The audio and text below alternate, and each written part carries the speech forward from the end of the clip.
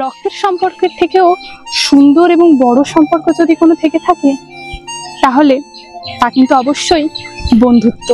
বন্ধু জিনিসটা বোঝা যতটা জটিল, বানানো ততটা নয়।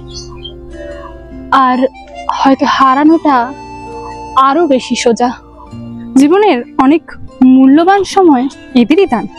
এদের ছাড়া স্কুল, কলেজ, খেলার মাঠ, সিনেমা হল সবকিছুই কেমন যেন ফিকে। প্রকৃত অর্থে বন্ধু শব্দটা সেরকম জটিল কিছু না, কিন্তু এর মধ্যে রয়েছে জিলিপির হাজারো প্যাচ। ওই যে হিন্দিতে যেটাকে আমরা বলে থাকি খাট্টা মিঠা। হাজার জনের মাঝে আসল বন্ধু খুঁজে পাওয়াটা কিন্তু ভয়ঙ্কর রেয়ার। কাজের টেনশন, পড়ার চাপ, পরিবারের ঝামেলা থাকা সত্ত্বেও যারা তোমাকে রোজ রাতে একবার কল বা টেক্সট করতে ভোলে না, তাদেরকে আঁকড়ে রেখো। তবু রবীন্দ্রনাথের মতোই বলতে ইচ্ছা হয়, যেতে নাহি দিব হায় তবু যেতে দিতে হয়, তবু চলে যায়।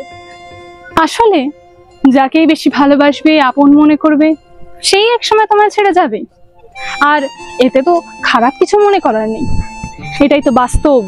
সবাইকে ভালোবাসো, তবে ভুলে যেও না এভরিথিং ইজ টেম্পোরারি।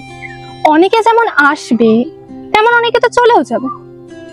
ক্ষণিকের মন খারাপ যেন লাইফের ওপর অত্যধিক চাপ সৃষ্টি না করে। বন্ধু হারাবে ঠিকই, কিন্তু তার জন্য নতুন বন্ধু বানানোটা যেন থেমে না থাকে। এভাবেই পৃথিবী চলছে, আর এভাবেই জীবনও চলবে। ভয় পেও না, থেমে থেকো না, মজা করতে ভুলো না, হুল্লোড় করতে ভুলো না, কারণ লাইফ গোজ অন। বন্ধু চল